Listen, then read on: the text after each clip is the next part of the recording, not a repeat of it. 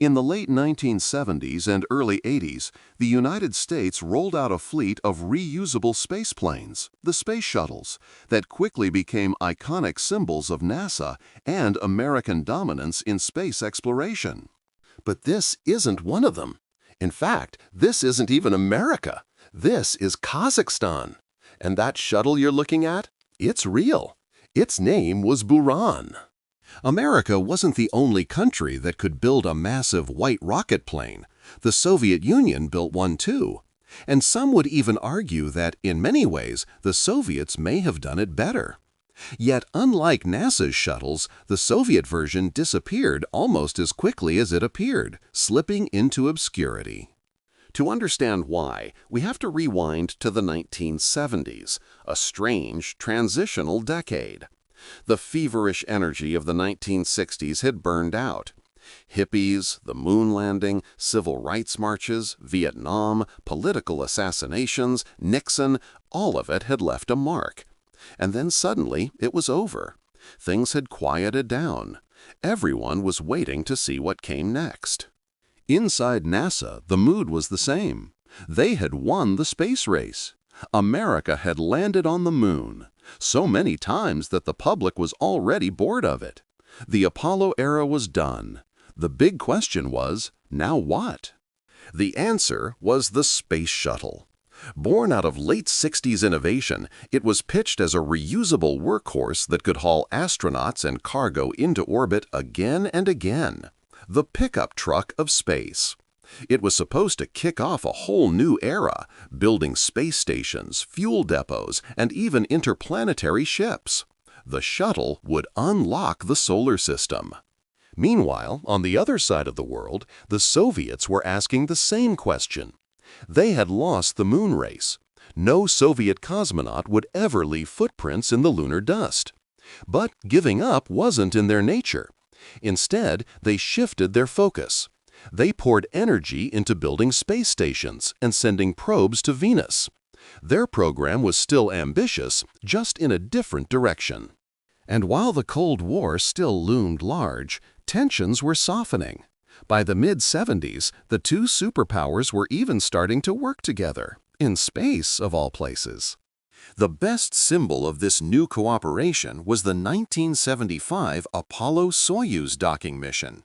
The plan was simple. The Americans would launch an Apollo spacecraft, the Soviets would launch a Soyuz, and the two would meet up in orbit. When the hatch opened, the commanders of each spacecraft shook hands, an iconic moment broadcast around the world. For 2 days, the crews shared meals, conducted joint experiments, and explored each other's ships. Then they undocked and returned home. On the surface, it looked like a huge step toward lasting peace. Inside the Soviet Union, though, the Apollo-Soyuz handshake didn't do much to ease their paranoia. In fact, NASA's shiny new Space Shuttle program only made them more suspicious.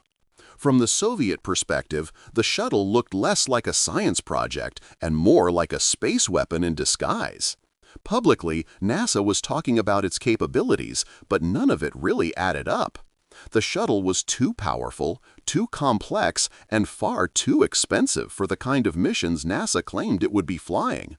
They even said it could launch up to 60 times a year. 60? What on Earth, or rather what in space, could they possibly be doing up there that often?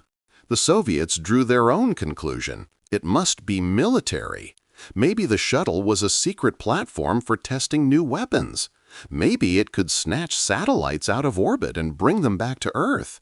And, to be fair, the Soviets weren't completely wrong. The U.S. Air Force had a heavy hand in the shuttle's design, and yes, it could have been weaponized. So 4 years after America approved the shuttle, the Soviet Union fired up its own project, a shuttle of their own, later known as Buran. The philosophy was the same as the nuclear arms race just a decade earlier. If you build it, we'll build it too. A deterrent. The surprising part? Copying NASA's technology turned out to be much easier than copying Oppenheimer's bomb design back in the 40s. Nuclear secrets were locked down at the highest levels, and it had taken serious Cold War espionage for the Soviets to steal them. But the Space Shuttle? Not classified at all. In fact, much of NASA's research, everything from flight computers to heat shields, was openly published in technical papers. And by the 1970s, NASA was even experimenting with early online databases. That gave the KGB a perfect backdoor. Hack into the system, jot down the reference numbers of the documents they wanted, then walk right into the U.S. Embassy library and request copies. Since none of it was classified, embassy staff had no reason not to hand it over. Sometimes the KGB didn't even bother with the library. They just paid embassy workers to print out stacks of documents for them. Using this method, the Soviets collected more than 3,000 technical papers on the shuttle program. It got so bad that when American intelligence finally caught on, NASA started planting fake research papers filled with deliberate mistakes just to throw the Soviets off. Even with all this copy-paste espionage, though, the Soviets didn't just build a carbon copy. They made some big changes of their own, especially when it came to propulsion. NASA's Space Shuttle orbiter was a marvel, but its design came with some big compromises. The orbiter carried 3 main rocket engines, but there wasn't nearly enough room on board to store the massive amount of fuel they needed. The solution? Strap the orbiter to a gigantic orange external fuel tank. But even that wasn't enough. Those 3 engines still couldn't lift the whole stack off the ground, so NASA added 2 giant solid rocket boosters on the sides. It worked, but it wasn't exactly ideal. Once the orbiter separated from its fuel tank, the main engines became nothing more than dead weight. Despite what you might have seen in 90s action movies, the shuttle's engines were never fired in space. The orbiter relied only on small thrusters for minor course corrections and orientation. The solid boosters had their own issues. Sure, they produced a massive amount of thrust at relatively low cost, but once they lit, there was no turning them off. No throttle, no restart, no escape. They just burned until they burned out.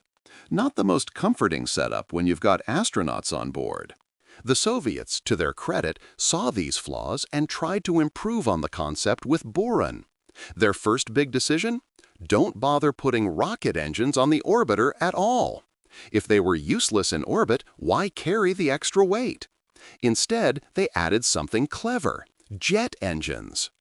These didn't help in space, of course, but they meant that once Buran re-entered Earth's atmosphere, it could actually fly like a real airplane, unlike NASA's shuttle, which was essentially a giant glider. That gave Buran far more control. If a landing didn't line up perfectly, it could circle back around for another try. NASA's shuttle, by contrast, only ever got one shot. The Soviets also added safety features NASA skipped, like ejection seats for the crew. And since Buran had jet engines, it could even take off and move between locations like a normal plane. No special carrier aircraft required. But the biggest innovation was in the launch system itself. Instead of strapping engines and boosters directly to the shuttle, the Soviets built a dedicated heavy-lift rocket just for Buran, the Energia. Energia wasn't just a booster, it was a super-heavy launcher that could carry all sorts of payloads, with or without the shuttle on top. Its central core burned liquid hydrogen, just like NASA's design, but the Soviets gave it 4 engines instead of 3. And instead of relying on simple solid rocket boosters, Energia had 4 powerful Zenit rockets attached to its sides. Each Zenit carried the legendary RD-170, the most powerful liquid-fueled rocket engine ever built. In short, while NASA's shuttle was a clever but compromise-heavy design, the Soviets aimed for something more versatile, safer, and arguably more advanced. The Energia rocket was a monster. It could haul up to 100 metric tons into low Earth orbit, just a little less than NASA's legendary Saturn V, the rocket that carried astronauts to the moon. Even so, Energia was far ahead of its time. More than 40 years later, no operational rocket has surpassed it in lifting power. When Energia first launched in 1987, it wasn't carrying the Buran shuttle. Instead, its payload was something far more mysterious, a massive 80-ton spacecraft called Polyus. It later came to light that Polyus was actually designed as an orbital weapons platform, equipped with a laser meant to target and destroy U.S. satellites. Energia did its job perfectly, but Polyus not so much. After separating from the booster, the spacecraft was supposed to rotate 180 degrees before firing its engines. Instead, it spun a full 360 degrees, pointed itself back toward Earth, and accidentally sent itself crashing into the Pacific Ocean. It wasn't until 1988 that Energia and Buran finally flew together for the first and only time. Buran carried no crew and no cargo, but the mission was still historic. Energia lifted it smoothly into orbit, where Buran separated, circled Earth twice at about 250 kilometers up, then performed a flawless re-entry and landing, completely under autonomous control. It became the first spaceplane in history to orbit the Earth and land entirely on autopilot. But despite the triumph, the timing couldn't have been worse. NASA's shuttle had already been flying since 1981, and by then the Soviets realized the American orbiter wasn't the threatening space weapon they had feared. On top of that, the costs of running a reusable spaceplane turned out to be astronomical.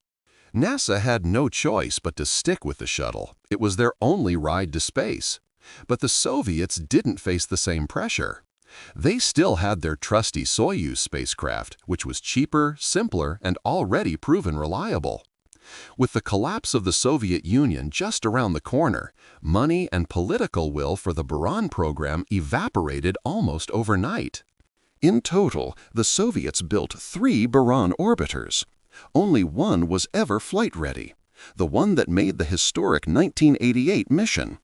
Sadly, it never flew again.